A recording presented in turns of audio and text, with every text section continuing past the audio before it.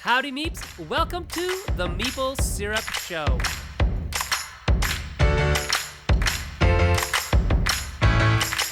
Come on, hey, welcome everyone. It is Wednesday and it is Meeple Syrup time. And for those of you who, it's like what is that? Peanut butter jelly time. Right. It's Meeple Syrup time. So for those of you who aren't at Origins, welcome. We want to talk to you here while we're here. That's great. As you can tell, neither of us are at Origins, and we're semi-sad, but we're also kind of glad because we've got lots of other stuff that we need to do as well in time for Gen Con and Dice Tower Con and all sorts of other things. I just got a note to say that I'm speaking at San Diego Comic-Con, so I should be going there, and we'll see what happens. I don't know. I have a +1 if you want to come. I'd like to go. I was actually, because the two things that that I'm working on, I was like, do you guys need me there? Like, what's going on? I wasn't really sure. But I was like, oh, I would love to go at some point. My only problem is Dice Tower is just before it. And I'm doing 2 panels at Dice Tower, which is like, that's awesome. I've actually was asked to be a guest for Dice Tower this year. So that's nice. Oh, that's so nice. That's awesome. Well, it's funny because I got reached out by 2 different people. And at first I was like, are you asking me for the same panel? Because I was like, this person already asked me. They're like, no. We want you to do this one too. I was like, I wasn't sure if you guys were coordinating. So that's great. That's good to hear. Yeah, but San Diego's like, and then my family's going to have vacation. And then I think it's right after that. Right. So I'll be honest, I have prices being watched on my phone, but I don't know if I'm actually going. Right. Perfect. Well, I mean, otherwise I'd love to. The way it goes. Yeah, let me know.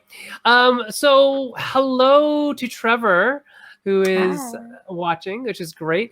And you know what? We're going to start this off with this wonderful news. We are over 1,000 followers on our Facebook page, which is great. And the Shop Talk page is up over 500 and some, 550 maybe as of today, which is wonderful as well. So thank you guys so much. Thanks everyone for being part of our community. We love you. We love talking to you. We love discussing games and design and all that stuff with you. So please keep being a part of the community. And if you have friends and even enemies who are designers, drag them over by the scruff of the neck to the Meeple Syrup Show. Why? Because we like talking design with all sorts of designers, all walks of life. So just don't start fights with them. Yeah, not on the show. We're a fight-free page. Fight-free page. Yeah, it is awesome. Thanks, Trevor. So today, Eric and I are doing something a little bit different because Jessey's in Greece. Is the word. Greece is the word. He is at a conference in Greece. I don't know what he's doing. Some neuroscience, philosophy stuff. Sciencey. Something. But we're going to talk about variety today. So today's talk is about purposeful variety. And Erica and I tend to be, or trend to be, I don't know. It's a habit, I think, between the both of us. It's a habit we both do. That we want to be as versatile as possible. Shem Phillips is saying he has plenty of designer enemies. Not really. You're a New Zealander. How can New Zealanders have enemies? Right? All of those nemesis within the design world. Right? Oh, like the baby with the single eyebrow from The Simpsons. Right? Yeah. But we're going to talk about purposeful variety today. And for some reason, Erica and I happen to be really good at this. We actually purposely try not to duplicate any game that we've ever done in terms of mechanics, mostly. I mean, thematics are usually not duplicated. Well, I'll be fair. I tried not to, and it got changed on me. So I ended up looking like, that's why I have 2 tree games coming at the same time. One was not a tree. It was a crab, but that's totally okay. A crab. I will vouch for the crabbiness of that, of Kodama 3D. It used to be a crab. Yeah, I do intentionally work to make them very distinctively different. I mean, let's talk about those 2 games just right now, because one of them's on Kickstarter and the other one's just being released by Floodgate right now. And they are both tree games, but one of them is literally about building a tree vertically, right? That's Kodama 3D. Yep. Which is thematically linked to Kodama, the card game where you build it on the table flat. So this is vertically building it up with interlocking pieces. Right? And you have to worry about balance in this a lot more than you do at the original game because the tree actually could fall over and you don't want that. It's bad. It actually is right? bad. And then you don't want to drop pieces. So, and then Bosk is a kind of a really an area control game, right? Yep. And so, yes, the same theme didn't start out that way, but very different mechanics. And even when you're doing area control stuff, or if you have multiple area control things like Roar Pride Alliance is, what would you consider that? It's area control as well. But how do they differ? That's the thing, is like your interaction with the other people is completely different.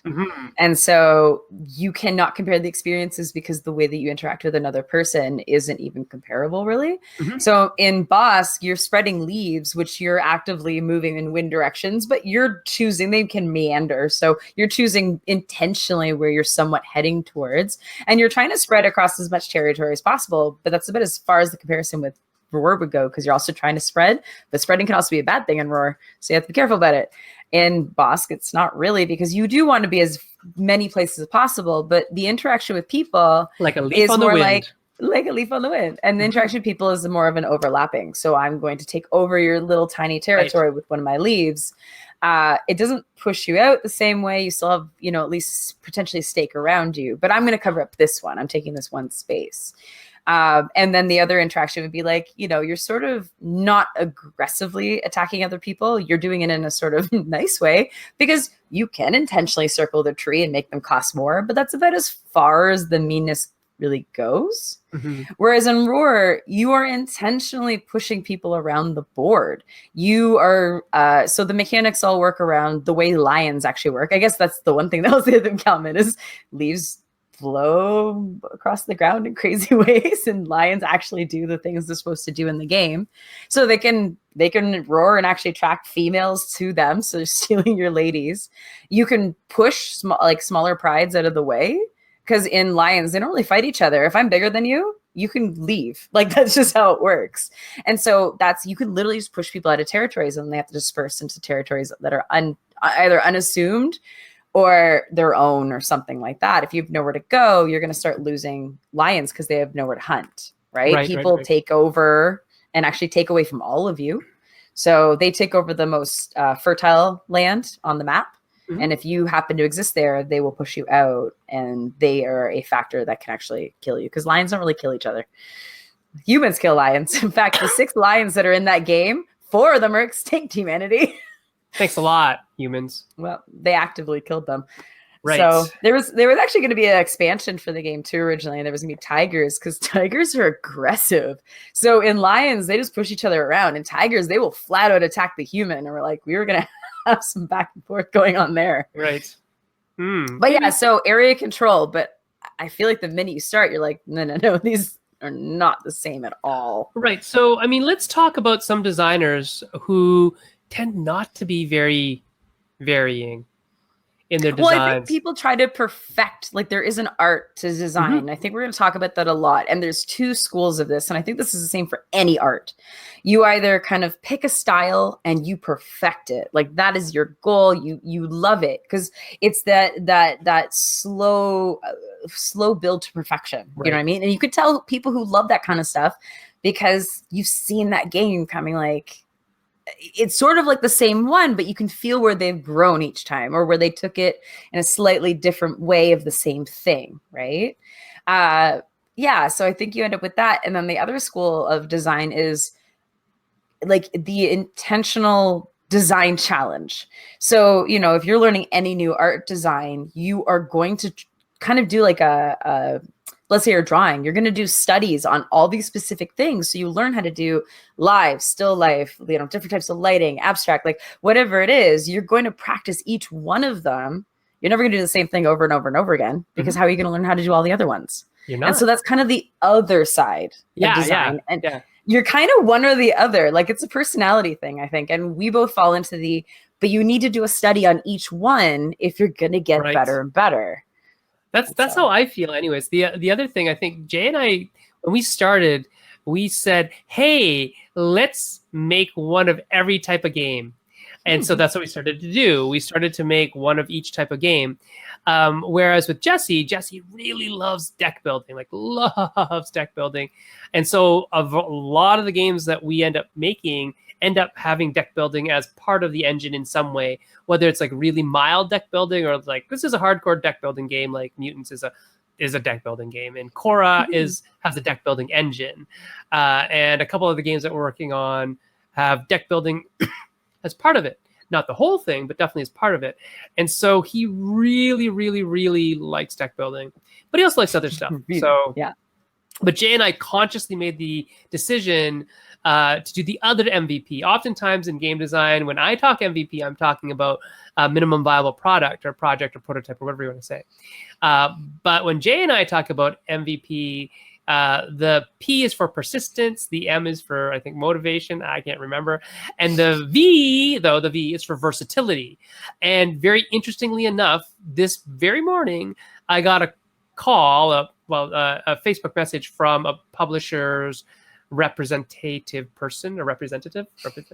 Yeah, that's the word, from Europe, who said, "Hey, would you be able to develop this game?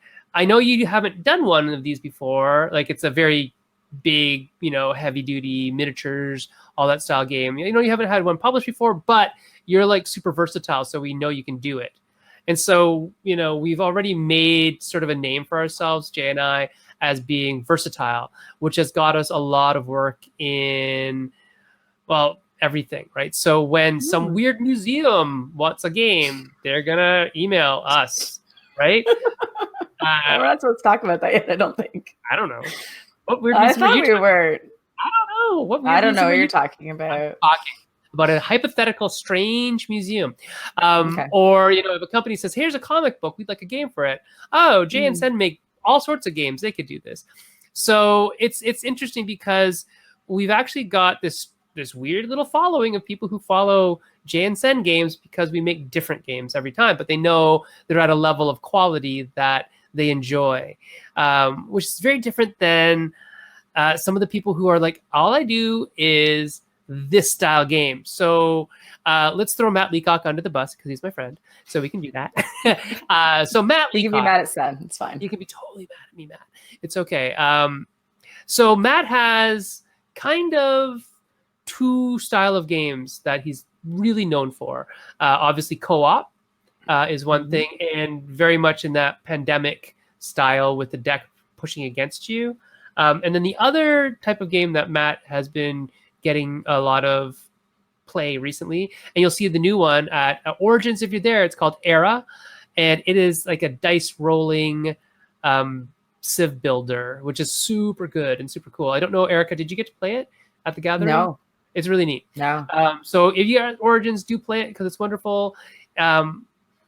But those are the two kind of genres that we see Matt doing a lot of. So he's the guy that is going to get tapped for, when Thunderbirds need a co-op game, they brought Matt in. When, you need another interesting co-op for kids to play or, families to play, Game Right said, hey, I wonder if Matt Leacock could make us a series of games in tin boxes, right? So, he is that kind of guy who would probably say, yeah, I'm trying to perfect this. I have some other little things here and there. And we've played lots of Matt's other games, like the Venn diagram one. Do you remember that one, Erica?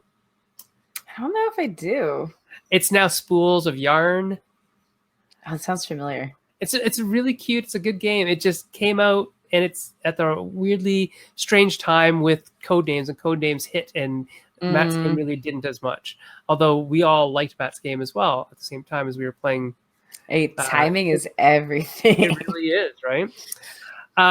So other people, if you looked at Carl Chudik's games, he has a very, very specific card-based multi-use cards. That's what he does, and that's what he's really good at. Vita Lacerta's games are like super complicated, heavy, pushy Euros where you're pushing cubes through a tube of vacuums that does things and changes your cubes into different cubes. And so, and even like Uwe Rosenberg, although he has like couple different styles. He has recently tended to do a couple things, which are, the resource engine type games, but then also the polyomino type games. So it's interesting to see people sort of specify, this is where I'm going and this is what I'm going to try to excel at, or do this game or do this similar style of mechanic in several varieties, I guess, like 2-player with patchwork, multiple players with whatever, right? So I think it's interesting. It's just not what I want to do. So I wonder why that is. Are we weird, Erica? Is this No, I don't think so. I think it depends on I think there's a couple of things I was thinking when I was listening to you. First, I was thinking, it's amazing. Yeah, I think it is Nitwits because funny enough, I think I actually have it because Chris Chung likes to dump games at my house when he doesn't want them in his house anymore. I don't know if people know that, but he does. Anyway, so what I was thinking is people like Phil Walker Harding, who, very, very well known for Sushi Go, but look at all the directions he's going right now, right? Like, I feel like he kind of decided in the last couple of years, like, I'm going to make one of everything. And he really is doing it. And I like them all. Yeah. So I think that's great. You know what's interesting, though? Like, I think Phil's games are tied together by a certain Philness. Yes, but at the same time, mechanically, they're becoming quite dramatically different from each other. Yeah. Yes, I mean, technically, I could say there's some themes where you can see where he's picked up. Like, I think he did a gingerbread one with those polyominoes, and then Silver and Gold has polyominoes as well, but in using a different way, kind of. So, you know what I mean? Like, yeah, there's themes where you can see someone's thought process. Well, actually, no. You know what? I think Phil's secret is his scoring. I think that's Phil's secret, is how he works on really clean and simple scoring mechanics that make you play in different ways. And I think it's good. And I was going to say, the other thing I was thinking about is people who might get shoehorned. They actually do a lot of other types of games. It's almost like people don't, but people don't take notice because they want them to do one thing. And so you'll hear Eric Lang talk about this sometimes, because he does like to make other types of games, but everybody sort of wants the same thing from him. And so he almost feels like he's disappointing fans if he doesn't make them what they're asking for. But then, yeah, I can see that. Yeah, it's sad to be Eric. It's so sad. I guess it's what happens if you get known for a very specific thing. Yeah, like Dudes on a Map, right? Eric should only make Dudes on a Map games. Well, there's people who honestly think that. I know. Paul is saying that Vlada Schwarzel does one of everything. Yeah, he's definitely... He does. I think he picks something and goes, I'm going to do that next. Right, yeah. And that's really interesting. So out there in Meeple Syrup Land, if you guys are in the chat, just type below and let us know if you think there are people who do one thing really well, or if you know of people who are very versatile and what do they do. Let us know what your thoughts on the different designers that you're fans of.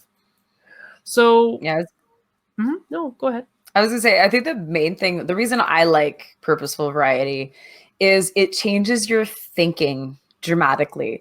So when you're choosing, I don't think it actually matters if it's a theme or mechanic. What you're immediately doing is going into a thought process of, how would I deliver this, but intentionally make it something that you didn't do before? Like, it's almost like you're turning off all the thoughts of things you've already done and said, that's not allowed. And so you are limiting yourself in some ways, but then dramatically doing the opposite in the other ways, because when you only limiting a few things, but you're really saying to yourself, pick everything else. Right. And it's a very conscious effort, and it's a good way to kind of retrain your brain a little bit so you can change those directions. That's really how you're thinking. Right? Really good point. Paul Saxberg is also saying that this idea about purposeful variety is a publisher thing too, that Roxley doesn't want to end up in a niche. And, that's very true. So if you look at the Roxley games, there's Brass Lancashire, and Dice Throne. So Dice Throne was an acquisition of the game from Nate Chatelier and Manny. And that's a very different game than the other games that, you might think of as a Roxley game. But when you think of a Roxley game, you actually don't think of a mechanic or a genre. What do you think of? I think of quality. I was actually going to use the exact same word. I think people, the very first thing they think is like, ooh, pretty quality. Yeah. So Santorini, great quality. Dice Throne now, great quality, and it was before too. Don't get me wrong. Brass is amazing quality. Steampunk Rally, great quality, right? So, and even I think Super Motherload was still under the Roxy brand, and that was a good quality game too. So, there's a lot of stuff to say that maybe they don't mechanically have a similarity or thematically have a similarity, but the similarity is that everything under that brand is high quality in components and art and all that kind of stuff. So, I mean, maybe that's our brand, that we're versatile, right? And that might be the thing that we're selling. I don't know. Yeah. As I said, like, I really do, unless if someone's asking me for something that's obviously a little bit different, but it's its own design challenge because someone's saying, like, think within this box. And that in itself is a different approach. But for the most part, if I'm doing it just for me, I don't want to keep going back to the same well. I want to attempt a new theme. I saw most of the time the real reason is like I want to learn something new. I want to learn how to do that. I think the only warning I have for constantly trying to change up your style is it takes a lot of components. It can get a little, I'm not joking. It can get kind of costly because what you don't realize is certain styles of games to suit certain pieces or things that you need to have around. And the more of these you attempt, the more variety of random crap you start to accumulate. Yeah. So this is a neat one. Shem Phillips is saying that Stefan Feld manages to remain quite unique, but still very much within a very focused style, right? And I mean, even so much so that we have a term for his games. They're Feldian games, right? Yeah. People have flair, man. You know what I mean? Like, 4 people could draw the exact same picture, all be great at drawing, but you're still going to be like, but I like that one. Well, right? I was just going to actually mention that, speaking of Shem and Garphill Games and the relationship that Shem has with the Miko. So all the games have a style to them. All the games have a look to them. All the games, are named very similarly too, like Paladins of the North. I can't remember which way the Paladins went. And Architects of the, Northeast. Shem's going to yell at me in a second. Direction, yeah, right? It's always a direction plus a thing. And they're stylistically similar, but not the same. And I wonder, Shem, if you can answer this question in the chat. Do you think of yourself as, a very focused kind of designer or a purposely variety-ish designer? That's not a word. I'm inventing words left, right, and center today. Well, you know what? I think we're starting to see it in different types of games right now too, because, normally you just have an expansion and it's maybe a slightly different version of the same thing. But then I'm going to say, okay, so Kodama is actually a really good example. This is the 4th game. But if you think about it, the 3rd game was Avenue redone as Kodama. Like, think about how different these games have become. Right. One was cards building trees. One was a roll and flip, whatever you want to call it. I'll call it roll and flip. Right. Rebranded to be Kodama. And then the most recent one was the crabs, which totally made sense, turning into the trees. But now you're 3D building, like it's set collection and dexterity. Right. So, but all confined within an art style. Right. Yeah. So did Quanchai do the art for that as well? Yeah.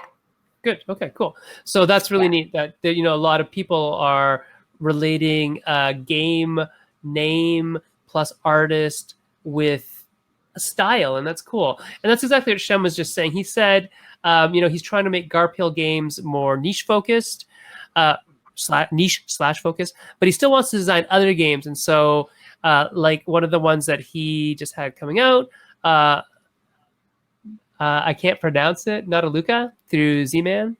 I look at it, I want to say something else. I want to say Nautilus. But it does look like Nautilus, but you cut some of the wrong letters. I know.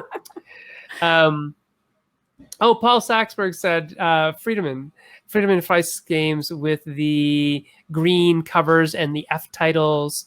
That's a brand, right? So are we talking about a brand?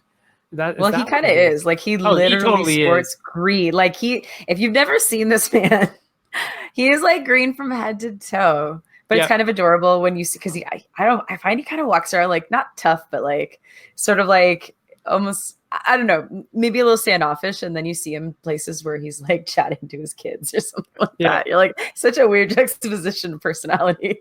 Yeah. Interesting. Yeah. So Shem is making a really good point here that as a designer, he likes to try different styles, but now that he's built a brand as a publisher, he wants those particular games to be in that style.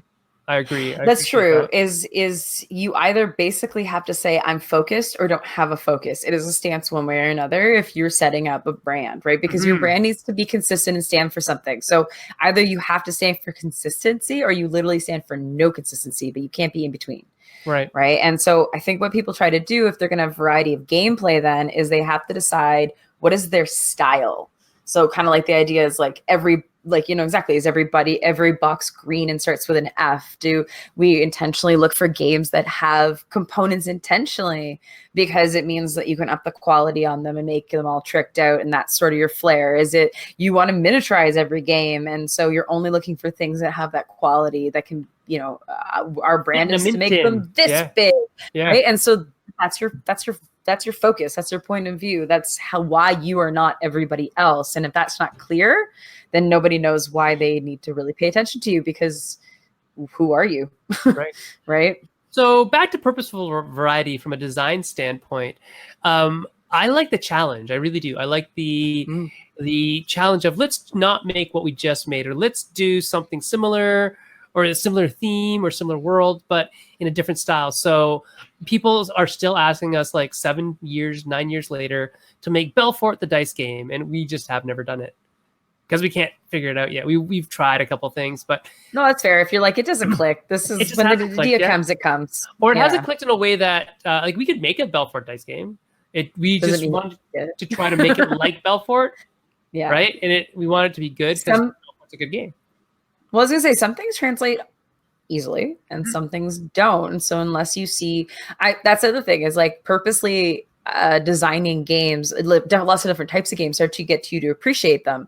And you actually start becoming more open to playing that genre. Not to say you're ever closed off, but like all of a sudden, when you have an appreciation for them, you start to seek them out more. And so funny enough, they can start to solving design problems for you because you're like, oh, that's what people do in this sort of game. Right. Okay. Yeah. Right. And you're like, okay, how would I do that thing in this type of game? Right. Even a couple of our games have been, we like this genre of game or this mechanic, but there's something wrong about it. Let's fix it.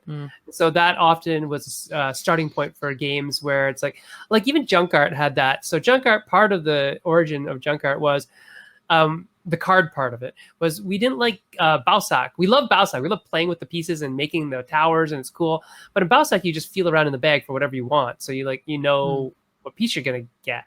And that's not fun. For the most part, yeah. Yeah. I mean, there's auction versions and things like that. But for the one where you're just reaching in the bag, it's like, that's kind of silly. So that's when we decided, let's give every piece a card. And when that happened, the world sort of opened up to us. And it's like, oh. You're forced to do something. We could use these cards to do like lots of things now, like play poker or the cards now have something you can physically use these cards for. Or we could have the cards be, I split, you choose. We could do a lot of stuff with cards instead of just the big physical pieces. So that was the crux of that, was the idea. Let's do something different. Let's fix a game and be versatile in that way. So yeah, I think there's a lot of good things in being versatile. But because I like to think so. Yeah, right. Maybe it's because I don't know what the other side of the fence is like. It would not suit my personality. I can't do the same thing again and again and again. I know some people, that's their comfort zone. That is the opposite to me. That's like a nightmare. And it's probably why I enjoy teaching is, yes, I know the content is somewhat the same, but I can decide how the hell I want to present that every single time I do it. I can be like, I'm going to make a fool of myself and make the kids laugh this time. I'm going to turn it into this activity this time. I'm going to make them build it themselves this time. Like I need that. Oh, me too. So my brain is a whirlwind of chaos. So I think it's maybe it's personality style. I should think so. I should do some personality tests on like Matt Leacock and Stephen Feld, and just like, wouldn't that be funny if designers all took a personality test and we like see? I should because everyone do that. Well, people were doing that Adobe one, right? That really easy personality one that people were doing just for the fun of it. It kind of spread really quickly. But imagine actually doing one that was a little bit more involved. Obviously, they all need to be taken with a grain of salt. But at the same time, they're pretty good overviews, right? Without being too specific. Some of them can be. Like I would probably just do like your basic Big Five personality test, and see what designers came out as what, and that would interest me greatly. That would be fun. Yeah. So so because Jessey's not here, we asked him to do something a little special, a little different for the show. No, he's not going to teleport here from Greece, but he did write some questions. So let's see, what did Jessey ask us? So we have some questions from Jessey. Mm-hmm. Do you have them, or do you want me to read them? No, you read them because I don't have them at all. Okay. So Jessey decided that he's going to do like a mini interview on the two of us while he was gone. So I don't know if he like dropped the questions and ran, but we'll find out. Here we go. For question number 1, what is the current published game that you've designed, which you think is the most unique product you have contributed to the market overall? Oh, that's a good question. So for me, I still think it's Akrotiri. I think Akrotiri does a lot of stuff differently than a lot of other games. It's my favorite game of all the games we've designed in terms, for a lot of reasons. I've told this story a million times, so I'm not going to tell it today. But yeah, Akrotiri, I think, solved a problem in a unique way, and we were really happy with how we did it. And it paid off in terms of support from fans. It's one of the most loved 2-player games out there at that crunch level, right? So we were really happy to strike gold with that one. What about you? What do you think is the? It's a hard one, as I have a little fruit fly flying in front of my camera here. You know what I was thinking? Because it was funny enough, the one we got the most feedback, positive and negative on, which I think makes it maybe then things people aren't used to seeing. Bosk has essentially 2 play phases that are almost kind of like 2 mini games that are completely connected to each other. So you need one to play the other. And interestingly, people either take the front half off and play the back end, take the back end off, play the front end. It was really interesting, the feedback on that game, because there was a lot of people who didn't get why it was like it was. Why is it basically 2 games? Is that what we were asked? It's like, why didn't you just make these 2 different games? We're like, but it is one game. You can't have the second part of it without doing the tree planting first. Anyway, so obviously it's worked out, because that's why, it's a lesson. Shop your games around. There's probably the right publisher for it. Not everyone's going to see the same thing. Right. And so it was one of those things where I was like, I didn't realize that this was going to be the issue. Like, other than, people are like, is it photosynthesis? No, it's not. No, it's totally not photosynthesis. It's got trees. And so you're thinking Bosk is currently your most the game that you've contributed to the repertoire, the ludology that really showcases the versatility. I think right now, because I think it might actually have people play it one day and go, it's possible to essentially create 2 phases of a game that don't play the same way, but are meant to go together, right? And don't use any different components except for like the wind direction, right? Yeah, one's just a setup for the second half of the game, but it's still important to do it. It has its own strategies. So yeah, I get that they kind of seem like 2 separate games, but they're not.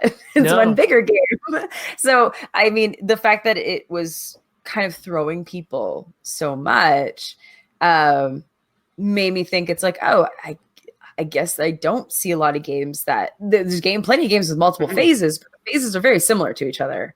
There's not a lot of changes, because you're supposed to, most games traditionally teach you how to play as you go through the phases. So it gets more complicated, but some more complicated. So Bosk, if you don't know, like, is a totally separate set of rules for the second half. Yeah. Not that they're not complex or anything, and it's not neither of the halves are long. They're like, 20 minutes each half. And it thematically makes sense. Yeah. Oh yeah. Right. And that was the whole idea, is we literally, like, the entire start of that game was when we, like, I think Daryl said something like, I like the way leaves blow on the ground. What if that was like a game? I'm like, okay. Like, by the way, that's how we come up with games. I like crabs and how they carry things like this. Oh, what if we turn them into trees? That came from like a almost like a katamari. Katamaru. What's the one when they spin around? Katamaru. Where the one with the ball? Katamari Damacy? The video game? Yeah, Katamari. Okay, It was Katamari. I was thinking this idea, the original idea for that one came from this idea of this blob thing that was rolling around, but it was just purposely sticking bits onto itself. It was like collecting like parts or like pieces, and it was intentional set collecting. It's like you wanted to get like a bicycle stuck to you and like a fire hydrant. It was a little sillier, but then it was kind of like, okay, what if this was more intentional? And so then the design from that one changed to be what things actually do pick things up and stick them on themselves. And we're like, okay, well, decorator crabs actually do that. That's how they build their things. And so that's what it became, this crazy dexterity game of, picking up coral pieces is what it really was originally, not true. It was coral. It was set collection. You were trying to get types of coral, colors of coral, and you were making these branches, and you're only allowed 3 branches. So like all that's the same rules that end up in Kodama. But that was the whole idea, is that it's, what about a game where something gets stuck to things? Right. Okay, cool. Yeah. And so, I mean, a lot of this stuff sounds like it's versatility just by just divergent thinking, right? Like just thinking very out there and outside the box, which is cool. Doesn't always land, but when it does, maybe it'll be something interesting, or like people won't hate it. Next one is, which of your currently published designs was the most challenging to see through to the finish? I'll be honest, mine's still going. Yeah, mine too. So Erica probably can't talk about hers yet, but I can talk about mine. So mine is Kingdom Rush. I can't say specifics. Yeah, you tell the Kingdom Rush. I can tell like a vague idea of why it's complicated, not what it is. The reason why, and it's like this for everything, by the way, for me, is that whole thing that we're talking about today, the purposeful variety, is that when I'm driving and just churning out content that is the same, except just, +1, -1, +3, -3, but it's a different type of monster or whatever, I don't like that. For me, that's a grind. For other people, they really like, tweaking the nitty gritty of like a few things here and a few points there. And, oh, it's so different. But for me, it's like, nope, I need a new game to start. I need to do something different. And that's bad because I 100% feel you. I have to make like 8 levels of content for the expansion. So, I mean, I can do it. And I don't not like No, it just means it's not my the favorite fun thing. part. Oh yeah. It's not, you can do it all day long. It's just not the fun part. Right. So when Erica and when our game has no content, you'll know why. It's just a game, no content. No, our game came together really fast. We just have to actually like make the pieces now. I'm confident in our game. Yes, our game's gonna be great. Go for it. It's gonna be awesome. That's the other thing is we're both people who will. It's not even we're both people too who will just make it. Like that's the other thing. I think to avoid getting into that rut of always having to do that, it's like for the most part you have to just make the game and start immediately playing it and doing it and that kind of thing. Because then it's not always like that. I wasn't always like that. I'll admit it. That's more a Jay habit and a Jessey habit that has rubbed off on me over time. But yes, that's definitely the thing to do, is make the game as soon as you can. But yeah, so crunching numbers to make content for my own games I dislike. The funny side note of that is that I actually enjoy doing that for other people's games. I was gonna say, or you like doing an RPG technically, right? Or we're not even an RPG, but for like any development work that I do, I actually enjoy, because I don't know the system yet. So for me, when I'm developing, have that setback. Yeah, well, that's part of it, but I also get to dissect their system and figure out how it works. Whereas when it's my own game, I already know how it works. This content should just appear out of my head, but it doesn't. It takes work. It's annoying. Yeah, actually, that's my main one right now. Is it's like a year in, I think, at this point. Technically, it's 6 games. I'll be honest. Oh, right. Yeah, that's right. Yeah. Why it's hard is I'm doing all 6 at once. Yes, they're all based on the same system, but they all have very different things happening in all of them. So, I mean, I'm very happy with the system. I think it's a lot of fun. I hope people really, really enjoy it. But then I had to almost take a classic video game approach where every level is like you're going to a successively very different boss, right? And so, because it is a combat-based game. But with this one, there's a lot of uniqueness to it, including how the board is even created. I can't get into why, but it's kind of my own fault. And what that means is that I'm involved in every step of the process. Like there's even like I was sent pictures today because there was some issue with the prototype of the board that they're making because they have to figure out how to manufacture it. And I was already kind of like, oh, the reason it's not working is because, to do this, you need something that I learned how to do and it'll go this anyway. It's a long story short, but it's kind of like you got to do this, this, and this to fix it, or like they'll keep coming back for like we needed to get new cards on this one, or I'm working with the person who owns the content. So then also if they turn around and say, I don't like this anymore, I want this renamed, why haven't you put this picture on stuff? And they're not being demanding, I won't say that in any way, but it means you have to turn around and be like, oh, okay, I have to change that. Right. Well, I'm still thinking about the other 5 games. And so I could say this is why development's really, really important is I absolutely ground out that first game like crazy, but then to keep the pace going, I need someone who's really going to help me like go through the next ones to like, as they keep going up, even though it's like, I've figured out like all the characters and all their approaches and stuff like that. I need someone to do like the run throughs, because to do 6 games by yourself and do all the testing, it's kind of impossible. Yeah. So in that case, some of the variety isn't, I mean, it's not as variety. I love it for the game, but it's killing me. Yeah. Interesting. So sometimes variety is also the mind killer because it's spice. Well, get it? You've given because the spice must flow. Yes. Yeah. I think the fear is the mind killer. It's all good. Well, so yeah, it's just the thing is when you have to like be in a project that long and think about every single detail, it's a lot. Like, because I do work on other things on the side, and that's part of it too. Is that, and I think this is connected to something that Jessey wrote. I saw down further. That's a lot of things in the air, and so I feel really bad sometimes when someone asks a question if I haven't thought about that particular game. Like, let's say we've been talking about game 1, 2, and 6. For the last like few weeks, and someone brings up a question on like 3, I'm almost like, I don't know, you tell me. I have to go back and read that again to make sure, because I don't want to answer this wrong. Like I can't just answer you because I got to confirm what the last thing we decided was. Yep. That, by the way, is a hassle with co-designing too, because sometimes I don't know what my co-designer wrote last because I haven't tested it. I don't know. Fair. It's That's fun. fair. Yeah. I agree with them and I'll support them in their assertion, but I can't say it's true. So yeah, this is what we're trying next.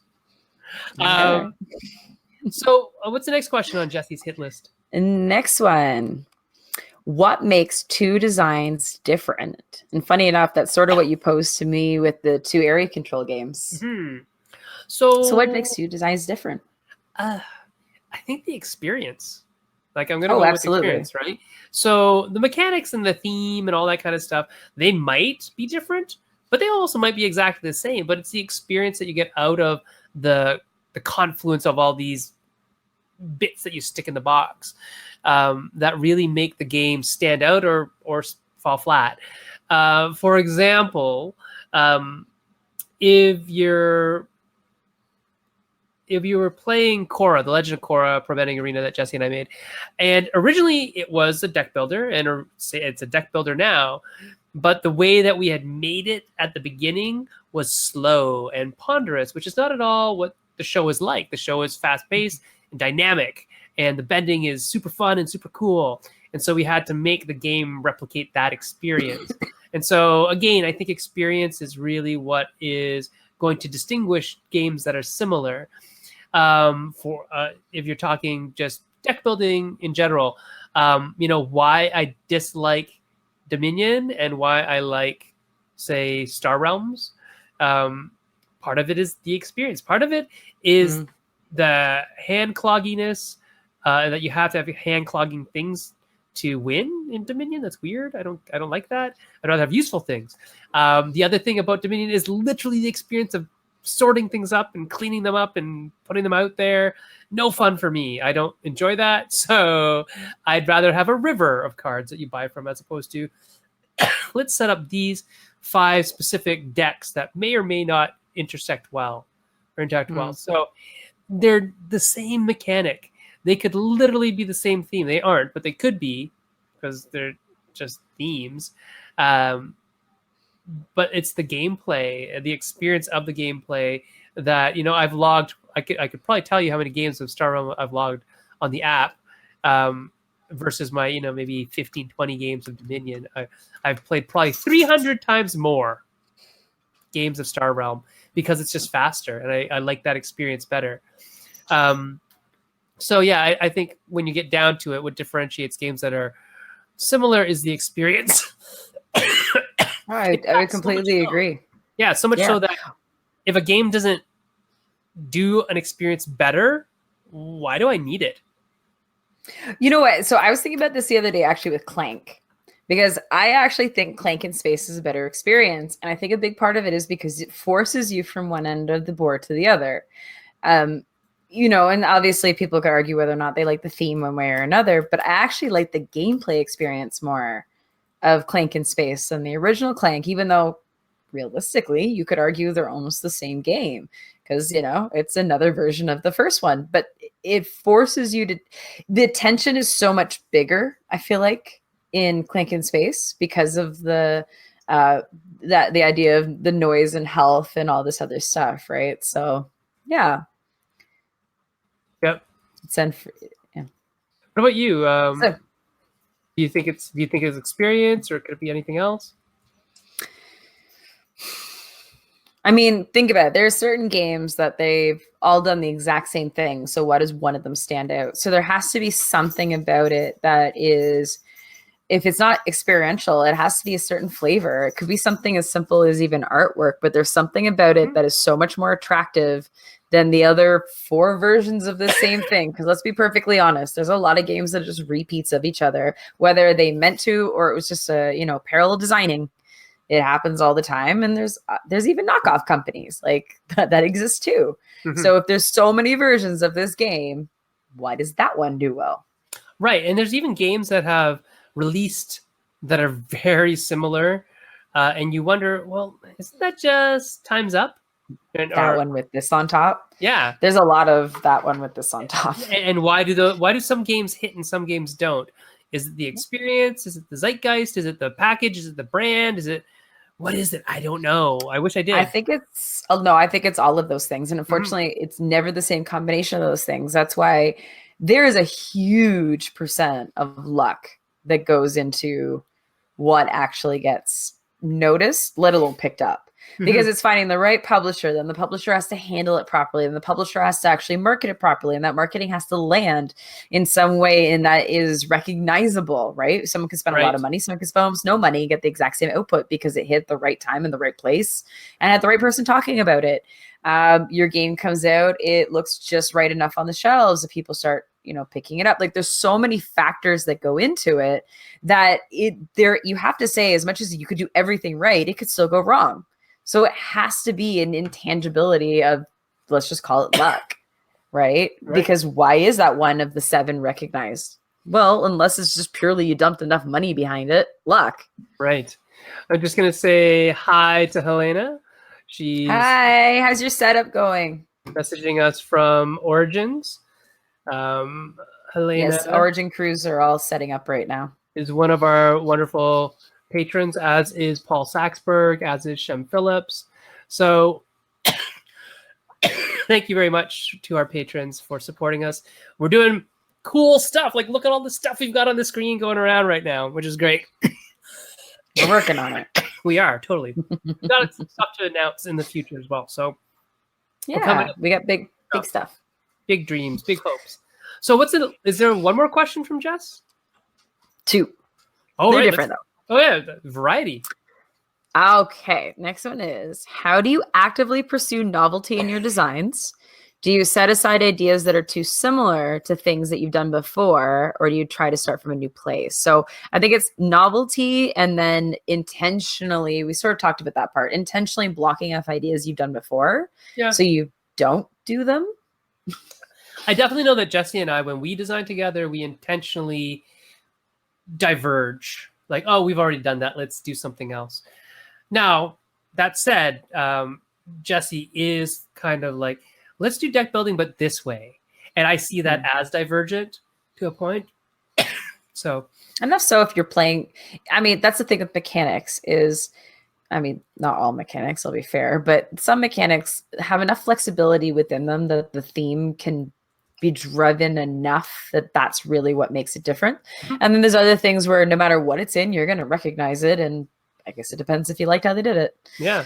So what about you? How do you purposely like sideboard things for later, put them in a parking lot? I think I do. Cause I mean, it's twofold. Number one, because I really do want to try new things all the time. I like the challenge. I like the push. I like the exercise of it. I like to actively not always be in a comfort zone, so I can learn new things. It's probably the teacher in both of us. Yeah. Right. But yeah, I guess it's I think it's definitely intentional. I won't say I won't ever do the same thing, but there's part of me that also feels like I will still never do the same thing. Well, I'm new enough to the industry too that it's like I also don't want to really be known for anything, if that's absolutely fair. True. I just want to be like, sure, you want me to make that? Sure, I made this. Sure, this is over here. I just want to have fun. I just want opportunities to make games. And so besides the challenge of being diverse, it also means that I get to work with different types of people. Like it achieves a lot of things for me. Yes. So it might open me up to new co-designers. I've talked to tons of publishers by this point, and all of it was because I had a variety of genres of games. So, I mean, it's a really positive reputation, but Daryl and I are kind of known that it's like, what's in the bag of stuff, right? Like, it's like we literally walk around with a suitcase that you're like, you're looking for this game? Okay. You're looking for this game? Okay. Right? You know, so people know that you're going to have something to offer them, no matter who they are. Yes, because we're not specific. And and again, we've talked about this on other shows. Obviously, we do research first to think about, we have spreadsheets on who we're pitching what, and because it's appropriate for them and stuff like that. Do your homework, right? Yes, do your homework. Last question. Yes. So, we can talk about novelty really quickly because I like novelty. I will fully admit to that. But I need the novel thing to be integral to the game. So I want it to be essential in some way. But I like novelty. I mean, at its core, that's exactly what the Kodama 3D was. It was novelty of you stick things up, like when it was the crab, you're set collecting off of something. Right. I could have just had cards. It's just the same thing, but that's not fun. No. I want to see it build. I want it to grow. I want it to be, I like novelty. I like presence. There is a big call for presence as of late, just because with all the games that are coming out, like we're talking thousands of games coming out a year in hobby, it's got to stand out in some way. And unfortunately, the best mechanics in the world don't stand out at all if nobody's sitting and playing the game. Right? Yeah, so that's why I have really high hopes for the one I can't mention yet. That's slowly killing me. Look good too, right? Because I'm so excited for what people think when they just see it. Like as much as I hope they love the gameplay, because I had to try to find a simple enough system for people who pick up a combat game that don't normally pick up a combat game. That's its own challenge, right? So hopefully I did it. We'll find out. But I'll tell you right now, I don't care necessarily what they think of gameplay. You're going to be like, what is that thing? Yeah, right? That's so cool. Was that Jessey's last question? Was that about novelty? So last one. Is with so many different designs on the go, do the wires get crossed and ideas for one game blend into another game? So basically, I think he's saying like, how can you guarantee that you're not overlapping? Because if you're working more than one thing at a time, are they influencing each other? I think you can't. It's hard to escape that. When I write music, oftentimes I'll write, one melody and some of it will bleed into the other, right? And just even when I'm writing like an RPG right now with Banana, some of my ideas from that are bleeding over into some board game stuff that I'm doing. Like, oh, I could use it there. And it's just like, well, wait a minute. I want to keep that separate. I want to make sure that I'm not crossing the streams, so to speak, but also that I'm not, that I'm not diluting it by making it everywhere. That I want to keep it separate and special. And so nowadays, I look at deck building as merely a tool, one tool in the box. And so if I have deck building plus a couple other things in there, I'm okay, right? A pure deck builder, I don't think I'll ever build a pure deck builder again. So yeah, I was gonna say deck builder is its own thing. Like there's a lot of mechanics you can pick out where like there's only so many things you can do with that because it's an obvious mechanic. Thing with deck building, it's more like a delivery system. So I think there couldn't be all these collectible card games, on basically the same format, except for they all play so differently. So that's really what it comes down to. Is I think it's interesting. Some mechanics are more delivery systems, and there is so many things you can do with them. We like it because it delivers narrative. Deck building feels like a story to us. Like I'm telling the story of the deck. The deck just happens to be my character or whatever, right? So I'm gonna say, games is parallel. Designing things at the same time can sometimes assist each other. I don't think they hinder each other too much. Yeah, I think they can assist because, I find while taking my mind off of one thing, I'll work on another thing and I'll solve the problem that was in game A while I'm working on game B, right? So there's all that kind of stuff. That's what I was going to say.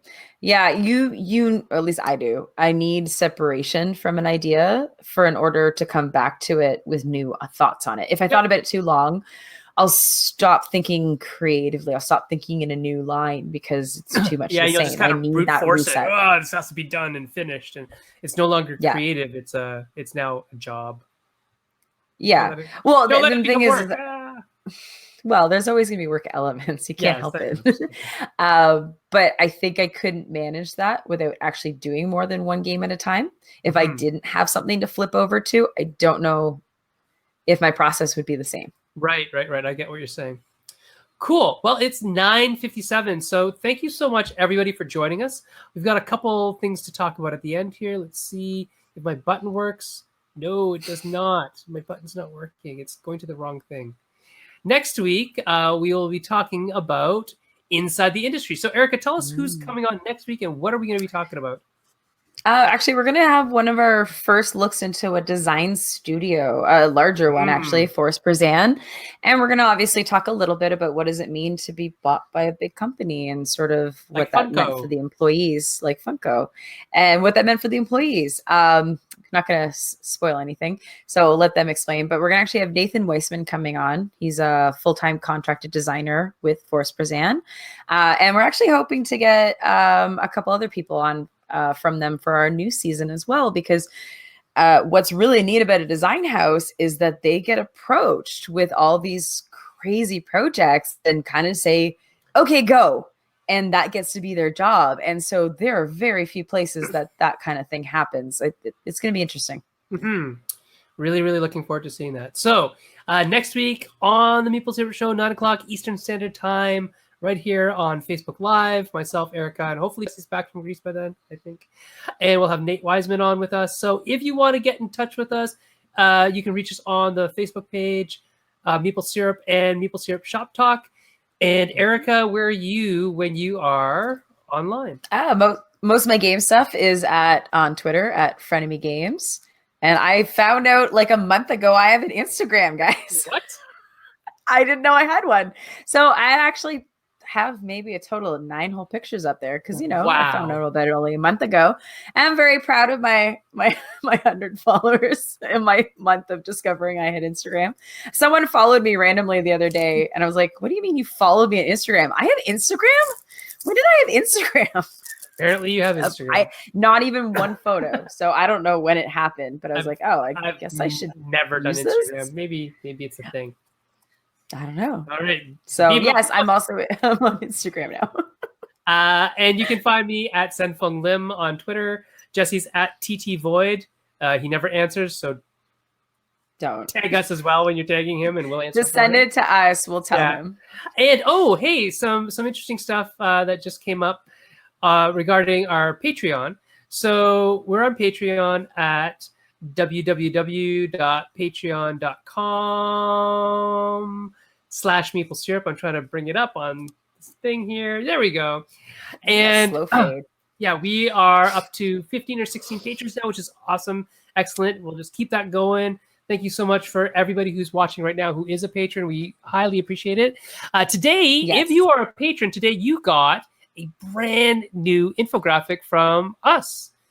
That's what you got. Thank you very much for being a patron. So you get week early access to our infographic. And to publishers. Just our current one is, for Origins Game Fair. So if you're on your way to Origins Game Fair and you want to see that How to Pitch for Publishers infographic from 3 industry pros, any pledge level will instantly get you access. If not, you'll have to wait 2 weeks until it's released to the public. So 2 weeks on Wednesday. So the 26th, it will be released to the public. And that's how we're going to do things from now on in a lot of ways. We'll be getting some... we have some really big news. I can't say anything about it yet because I really don't know the logistics behind it, but it's going to be pretty cool when it happens. We're happy to become part of something a little bit bigger, which is cool.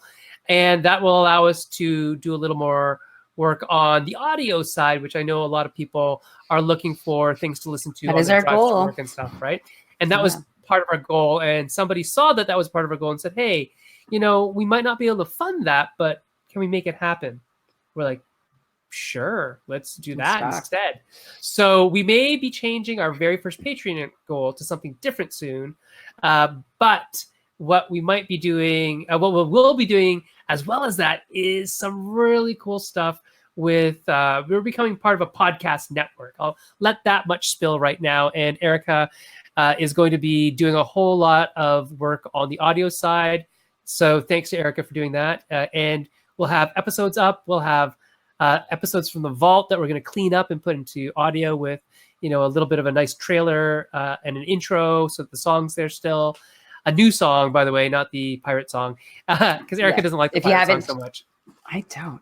If you haven't checked out our YouTube channel, don't forget to go to there. So what I've started doing is cleaning up a lot of the videos and filling them in. There's still a few more to go for this season, but you're going to start noticing that the slightly cleaned up version of these videos will be popping up on YouTube, and we're just about caught up on this season. So that's because of all the lovely patrons. We are trying to fulfill what we said we would, and we really are trying to upgrade everything. So if you haven't checked it out, pop over to the YouTube channel if you wouldn't mind giving us a subscribe or even some likes on some videos and see what you think of the new format. Right. And by the way, if you're not a Patreon subscriber, do still go to the Patreon page, www.patreon.com/Meeple Syrup, because we do other stuff there. Like we post other things there that don't go anywhere else. And a lot of it is available to people who are not patrons. You can still see it there. You can follow and still not have to give any money, and that's totally fine. We still love you. And then if you find, hey, you know what? I would have liked Patreon's a nice place to get that kind of stuff. So there you go. Anyway, goodbye to everybody. Have a great Origins Game Fair. We'll talk to you next week. Just as a note, if you are a designer and have a family weight deck building game, Helena Capel of Burnt Island Games and Kids Table Board Games is looking. Nudge, nudge, wink, wink. Yes. She is at Publishers Game Fair right now. You're looking for. Yes. Tell everybody else. Yeah. So best of luck to everybody at Origins Game Fair. If you're pitching or if you're receiving, have a good one. And we'll see you guys all next week when we are talking inside the industry with Nate Wiseman about the Funko acquisition of Forest Prezan and what it's like to be a designer in a design house. Cool?